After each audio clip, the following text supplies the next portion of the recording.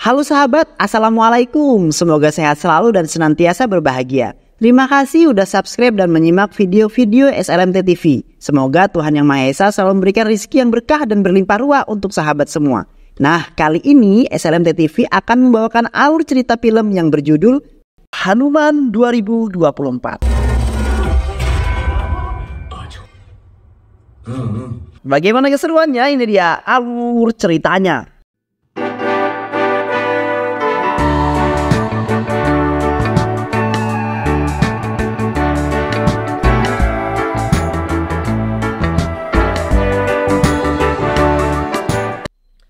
Empat 4.000 tahun yang lalu di Anjanadari, sepasang suami istri yang merupakan seorang wanara atau ras manusia kera melakukan tapa sepanjang waktu. Tapa itu terus dilakukan tanpa henti hanya untuk mengharapkan sebuah kehadiran seorang anak. Harapan mereka dikabulkan. Rahib istri Kesari bernama Anjana kini diberkahi oleh seorang anak keturunan wanara bernama Hanuman.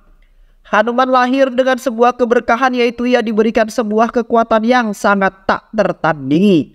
Hanuman kecil sangat menyukai sebuah mangga, tapi kecintaannya itu melahirkan sebuah masalah. Dia menganggap matahari sebagai sebuah mangga dan hendak memakannya. Dewa Indra melihat hal tersebut dan menjadi cemas dengan keselamatan matahari. Untuk mengantisipasinya, ia melemparkan petirnya ke arah Hanuman. Petir itu mengenai Hanuman. Darah Hanuman jatuh ke bumi dan masuk ke dalam sebuah kerang. Di dalam darah itu sudah mengalir kekuatan Hanuman di dalamnya. Bertahun-tahun kerang mengolah darah itu hingga akhirnya menjadi sebuah mutiara yang dikenal sebagai Rudiramani. Kembali ke masa Anjanadri saat ini, seorang pria bernama Hanumantu sedang mengusir seekor monyet yang akan mencuri mangganya di sebuah kebun. Hanuman tidak mengetahui bahwa monyet itu bukanlah monyet sembarangan. Hanuman dengan keahlian ketapelnya terus saja menghalangi monyet untuk mengambil mangganya. Sesamanya di desa, Hanuman mendapat kabar bahwa anak buah Gajapati sedang menghajar temannya yang bernama Kasi. Kasi tak mampu membayar pajak desa yang diwajibkan oleh Gajapati. Kasi menentang hal itu dan menanyakan mengapa mereka harus selalu membayar pajak. Untuk apa pajak itu? Ujar Kasi dengan tegas. Tapi ketika Puliraju mengancamnya, nyali Kasi seketika ciut dan langsung meminta maaf. Puliraju adalah tangan kanan dari Gajapati. Dia juga merupakan ketua kelompok dari tim penagih pajak. Tenang nenek, aku sudah ada di sini. Itulah kata-kata Hanumantu yang baru saja disampaikan untuk melindungi keluarga Kasi. Perkelahian pun kemudian terjadi. Bukannya berhasil mengalahkan anak buah Puliraju, Hanumantu justru malah menjadi samsak bagi mereka. Hanuman kalah. Puliraju CS membawa sapi-sapi milik Kasi sebagai ganti dari uang pajak. Kasi tak tahu lagi harus berkata apa pada Hanuman. Hanya kekesalanlah yang terucap dari mulut Kasi. Kau lihat, itulah alasan mengapa aku tadi menghentikanmu. Tapi Hanuman dengan santuy tak merespon kata-kata Kasi. Di balik santuynya itu ternyata Hanuman telah berhasil mencuri kalung berharga milik Puliraju. Jual kalung itu untuk biaya ganti rugi, ujar Hanumantu. Tak lama kemudian seorang dokter cantik datang ke desa itu. Dia adalah Menkasi, orang yang sangat dicintai Hanuman. Hanuman yang sudah mencintai Menkasi sejak dari kecil. Apapun rela dia lakukan hanya untuk membuat Menkasi bahagia. Hanumantu tinggal bersama kakaknya yang bernama Anjama. Anjama sangat menyayangi Hanumantu. Di sela-sela aktivitas mereka, tiba-tiba sebuah pengumuman berkumandang di sekitar desa. Seluruh warga mendengarnya langsung berlari ke arah sumber suara. Ternyata pengumuman itu adalah tentang tradisi lama dari desa Anjanadri. Seorang pria akan melawan Gajapati yang merupakan kepala desa sekaligus seorang poligar. Gajapati berhasil mengalahkannya dan membulatkan kekuasaannya sebagai seorang poligar. Menasi kemudian menanyakan tentang fungsi poligar kepada Gajapati. Kami membayar pajak agar poligar melindungi kami dari para bandit. Tapi saat ini apakah masih ada bandit? Tidak ada kan? Lantas untuk apa kami harus membayar pajak kepada kalian sedangkan kalian sama sekali tidak melindungi kami dari mara bahaya apapun? Gajapati tentu saja murka mendengar hal tersebut. Dia lalu memerintahkan anak buahnya untuk merampas semua harta milik warga desa. Di sisi lain, Mina bersama ibunya sedang pergi ke suatu tempat. Mereka yakin bahwa perjalanan ini akan aman karena para bandit sudah tidak ada lagi. Hanumantu yang menyelinap ke dalam mobil ingin memasangkan sebuah gelang di kedua kaki Menasi. Namun ibu Menasi memergokinya dan menganggap Hanumantu sebagai seorang pencuri. Hanumantu kini diturunkan dari dalam bis. Di tengah perjalanan, bis yang ditumpangi oleh Menasi diserang oleh sekelompok bandit. Menasi berlari untuk menyelamatkan diri dari kejaran para bandit. Namun para bandit berhasil menangkapnya. Hanumantu berupaya sekuat tenaga untuk menyelamatkan Menasi. Dia mengalahkan satu persatu para bandit yang ada. Namun para bandit berhasil menghentikan langkah Hanumantu dengan mengepungnya. Mereka menghajar, menusuk dan menyiksa Hanumantu. Hanumantu ditendang hingga jatuh ke laut. Hal itu mengakibatkan kalung yang dipegang Hanumantu pun terlepas. Hanumantu berusaha untuk mendapatkannya. Ia terus berenang sambil menyusuri laut. Hingga ia tak sengaja bertemu dengan Mutiara Rudiramani. Keesokan harinya, Hanumantu berhasil ditemukan oleh warga di pinggir pantai. Mereka segera membawa Hanumantu untuk dirawat di desa. Hanumantu pingsan sambil menggenggam kalung dan Mutiara Rudiramani.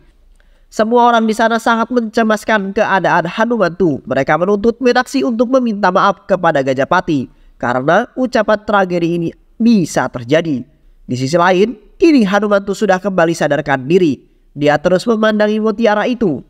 Pancaran sinar dari mutiara membuat Hanumantu berubah menjadi orang yang sangat kuat. Kekuatannya tak tertandingi.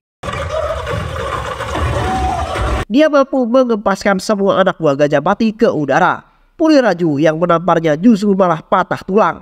Hanumantu bingung dengan apa yang terjadi. Anak buah guru tidak datang untuk menggaploknya dengan sebuah besi. Tapi besi yang dibawa justru menjadi bengkok. Menaksi keluar untuk menanyakan siapa orang yang sudah menghajar anak buah Gajapati. Hanumantu menjawab pertanyaan itu bahwa dialah yang sudah mengalahkan mereka semua.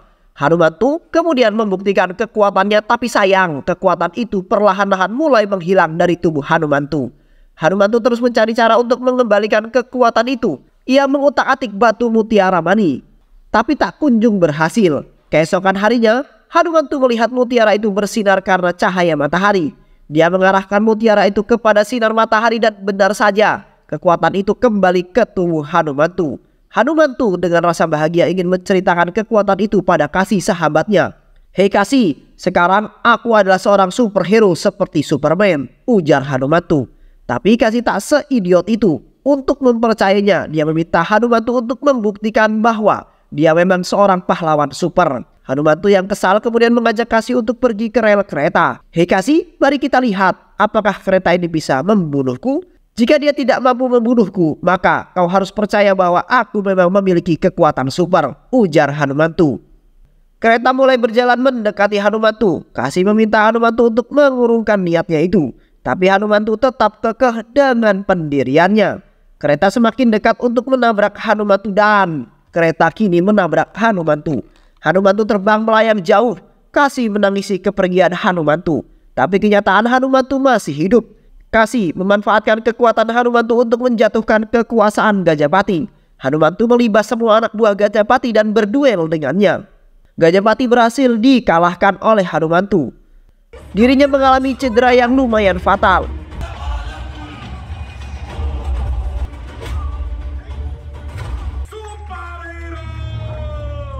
Di tengah euforia kemenangan Hanumantu, sebuah helikopter datang membawa dua orang pria. Mereka datang setelah melihat momen Hanumantu yang hidup walaupun ditabrak kereta. Itu tak sengaja terekam oleh seorang yang sedang asik nge-vlog. Seorang bernama Michael sangat kaget melihat tayangan itu. Dia meminta asisten yang bernama Siri untuk menghack dan menghapus postingan itu. Michael tak ingin ada orang lain yang mengetahui kejadian itu. Usut punya usut, ternyata Michael adalah seorang yang sangat mengidolakan superhero. Dia ingin menjadi seorang superhero tulen. Dulu, Siri, seorang anak polos dan lugu, tengah dibully oleh teman-teman sekolahnya. Namun seorang anak yang bernama Michael datang untuk menyelamatkannya. Michael kecil yang berlagak seperti superhero menolong Siri. Sejak saat itulah Siri selalu berada di sisi Michael sebagai teman dekatnya sekaligus asisten Michael dalam menggapai mimpinya sebagai seorang superhero di masa depan. Michael sangat terobsesi untuk menjadi seorang superhero. Obsesinya itu membuat dia mengalami cedera. Kakinya patah karena melompat dari atap rumah. Kedua orang tuanya tentu saja marah dengan aksi ceroboh Michael tersebut. Michael lalu bertanya kepada Siri, bukankah Spider-Man itu tidak memiliki orang tua?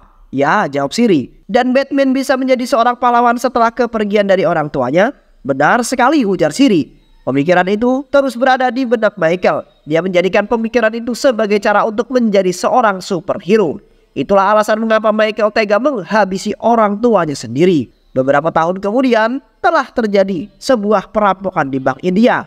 Michael yang telah berhasil menggapai mimpinya menjadi seorang superhero datang untuk mengalahkan para perampok itu. Dia menghajar satu persatu perampok yang ada di hadapannya. Dirinya kuat, kostumnya hebat, bahkan peluru pun tak mampu menembus badan Michael. Tak berselang lama polisi telah sampai ke TKP. Michael melemparkan sebuah bom asap kimia yang membuat kinerja saraf otak mereka menjadi lambat. 1 detik di dunia nyata bagi mereka setara dengan 30 detik.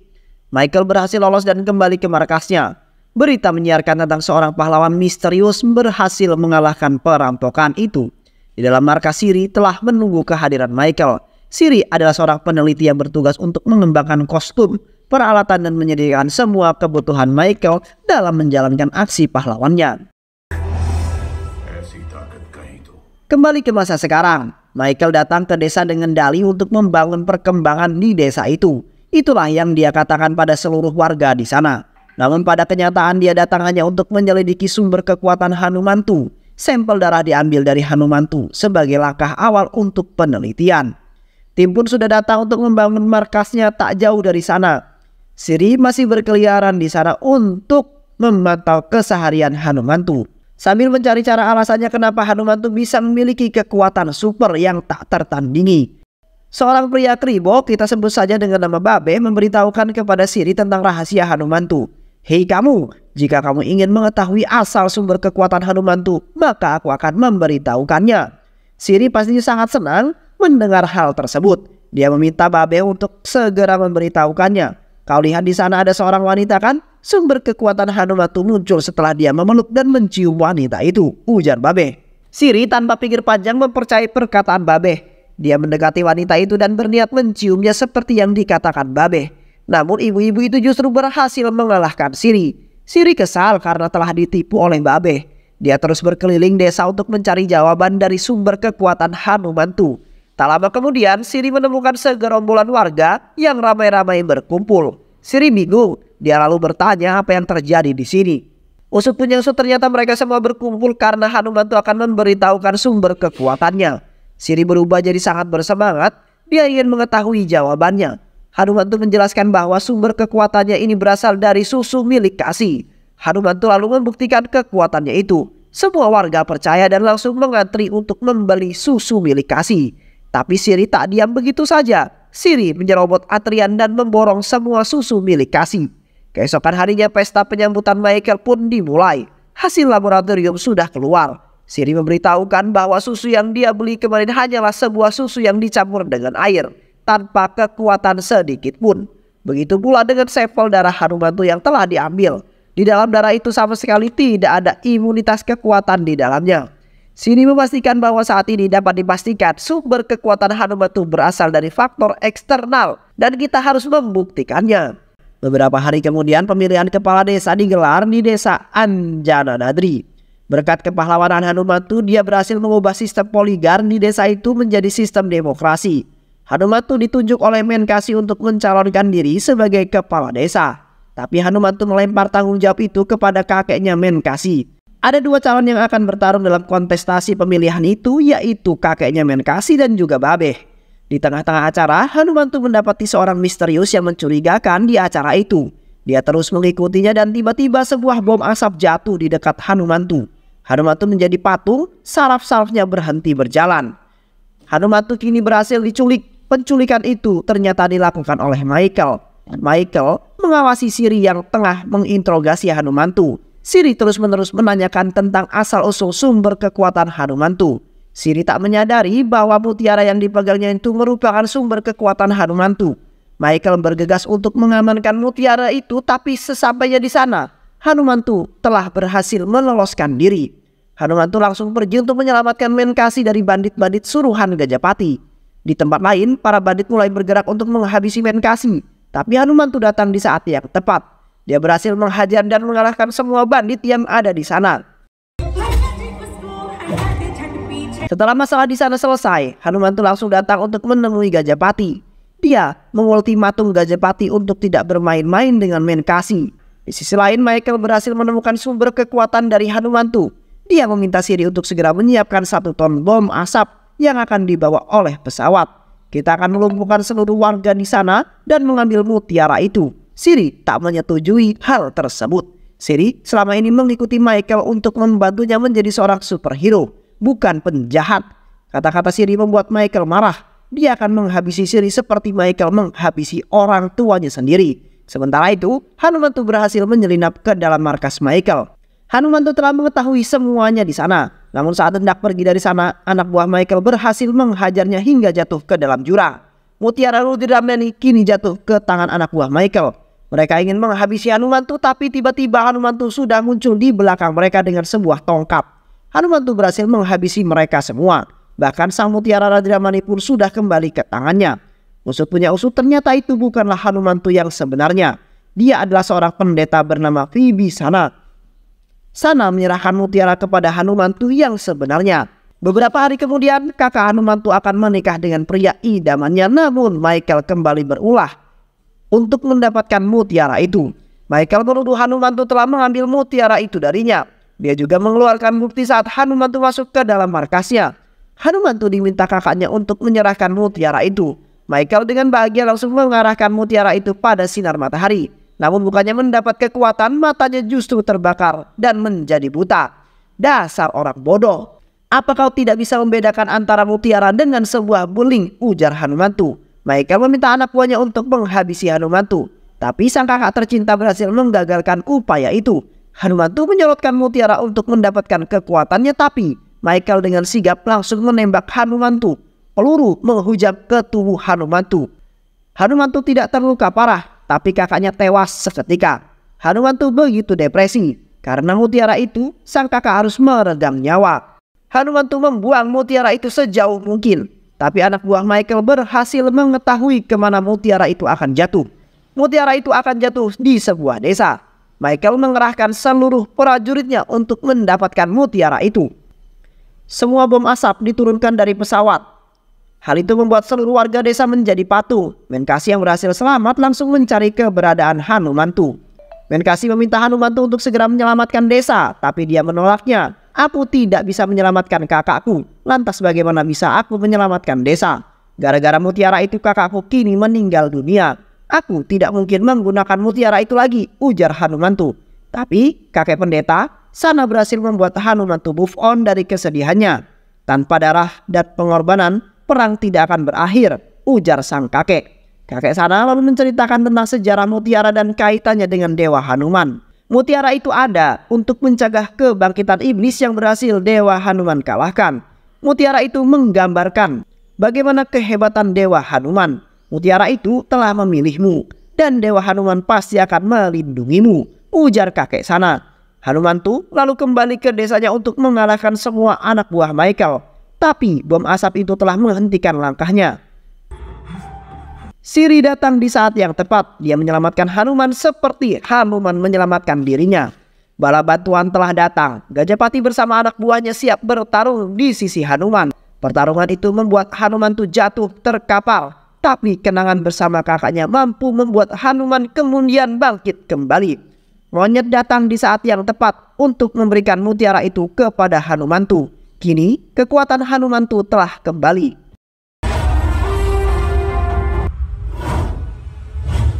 Dia berhasil mengalahkan semua anak buah Michael dan menghilangkan asap yang menyelimuti desa. Michael datang dengan kekuatan penuhnya.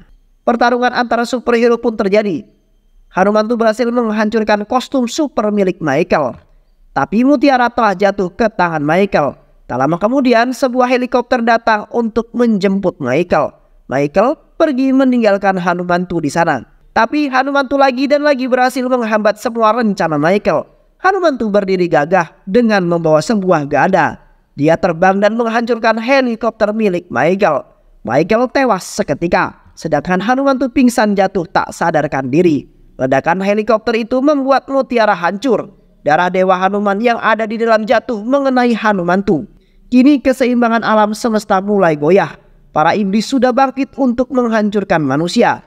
Dewa Hanuman untuk yang kedua kalinya akan menyelamatkan umat manusia. Tapi kali ini dia tidak sendiri. Hanumantu akan berjuang bersamanya di sisinya. Dan film pun selesai.